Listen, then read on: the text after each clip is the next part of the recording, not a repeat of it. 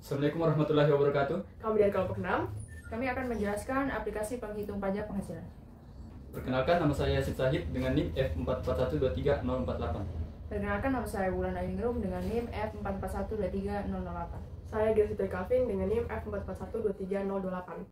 Baik, saya akan menjelaskan use case yang kami angkat dalam aplikasi penghitung pajak penghasilan. Untuk input, yang pertama kita menggunakan gaji bulanan, yang kedua status pernikahan, ketiga jumlah tanggungan, keempat penghasilan tambahan, kelima potongan BPJS, dan keenam potongan pensiun. Selanjutnya untuk outputnya kita menggunakan pajak penghasilan yang harus dibayar, dan yang kedua pemotongan pajak per bulan, yang ketiga potensi potongan lebih atau refund. Selanjutnya adalah penjelasan tentang data yang kami gunakan. Untuk data yang kami gunakan itu ada dua, dari BPJS dan potongan pensiun. Untuk BPJS sendiri dan potongan pensiun tergantung dari gaji yang didapatkan per bulan. BPJS dari 0 sampai 60 juta, potongan pajaknya 5%, 60 sampai 250 juta, potongan pajaknya 15%, 250 sampai 500 juta, potongan pajaknya 25%. Untuk potongan pensiun 0 sampai 54 juta itu 0%, terus 54 sampai 250 juta itu 5%, lalu 250 juta sampai 500 juta itu 15%, dan 500 juta sampai 5 miliar itu 25%. Di sini saya akan menjelaskan tentang demo aplikasi. Selanjutnya kita akan running. Misalkan di sini gaji bulanan itu sebesar 60 juta. Untuk penghasilan tambahan itu misalkan 12 juta. Kemudian untuk potongan BPJS itu 5%, potongan pensiun 5% juga. Misalkan status pernikahan menikah. Untuk jumlah tanggungan misalkan 2, pajak yang harus dibayarkan itu sekian, dan untuk pemotongan pajak per bulannya itu 700, 7.500. Tidak ada refund. Baik, selanjutnya kami akan menjelaskan tentang cara kerja pemrograman kami. Yang pertama itu ada include iStream. Ini adalah directive preprocessor yang menyatakan pustaka standar input output di C++. Dengan ini kita dapat menggunakan cout untuk outputnya dan cin untuk inputnya. Lalu ada using namespace std. Di sini kita menggunakannya agar nanti saat kita menggunakan cout dan cin kita tidak perlu mendapatkan std. Lalu ada enter main. Ya, ini adalah fungsi utama dari program C++. Lalu selanjutnya ini float gaji bulanan, penghasilan tambahan, potongan BPJS, potongan pensiun. Ini float di sini digunakan untuk menyimpan nilai gaji bulanan, penghasilan tambahan, dan potongan-potongan yang relevan.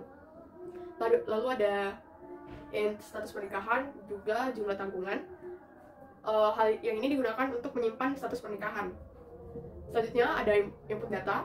Di sini ada si out-nya, masukkan gaji bulanan, lalu si in-nya gaji bulanan, selanjutnya ada si out, masukkan penghasilan tambahan, dan si in-nya penghasilan tambahan, si out-nya ada masukkan potongan BPJS, lalu c in-nya potongan BPJS, lalu ada si out, masukkan potongan pensiun, dan si in-nya potongan pensiun, lalu ada si out-nya masukkan status pernikahan, dan kita misalkan dalam kurung 1 misalnya menikah dan 0 misalnya belum menikah, lalu ada si in status pernikahan. Selanjutnya si out masukkan jumlah tanggungan, dan si in-nya ada jumlah tanggungan. Di sini saya akan menjelaskan tipe data flow digunakan untuk mendeklarasikan variabel yang dapat menyimpan angka pecahan bilangan desimal. Dalam program ini flow digunakan untuk menyimpan nilai yang berhubungan dengan uang atau penghasilan yang memungkinkan besar berupa angka desimal. Untuk if itu untuk struktur kendali yang digunakan untuk mengecek kondisi. Jika kondisi dalam if nilai benar, maka blok kode yang ada dalam if akan dieksekusi. Dan untuk else if, ada bagian dari kontrol alur yang memungkinkan untuk memeriksa beberapa kondisi secara berurutan. Jika kondisi di if tidak terpenuhi, maka program akan melanjutkan mengecek kondisi di else if yang berikutnya. Nah, untuk kode program else ini bagian terakhir dari struktur kontrol yang akan dieksekusi jika semua kondisi sebelumnya baik di if maupun else if tidak terpenuhi. Selanjutnya untuk output hasil, di sini ada float digunakan untuk variabel seperti gaji bulanan, penghasilan tambahan, potongan BPJS, potongan pensiun, dan pajak. Karena penghitungan penghasilan dan pajak seringkali memerlukan nilai desimal. Float memungkinkan hasil perhitungan pajak yang memiliki nilai desimal disimpan dengan lebih presisi. Selanjutnya ada else. Dalam kode ini digunakan untuk menghitung tarif pajak sesuai dengan rentan penghasilan tertentu. Misalnya ada total penghasilan tidak memenuhi syarat pada blok if pertama, maka else if berikutnya akan digunakan untuk mengevaluasi kondisi yang berbeda. Kemudian untuk kesalahan, jadi dalam pemrograman ini kesalahan itu ada pada huruf E. Ini merujuk pada notasi ilmiah. Dalam hal ini E merupakan eksponensial. Jadi misalnya 123 E 54 itu berarti 123 kali 10 pangkat 54. Terima kasih, itu hasil pemrograman dari kami.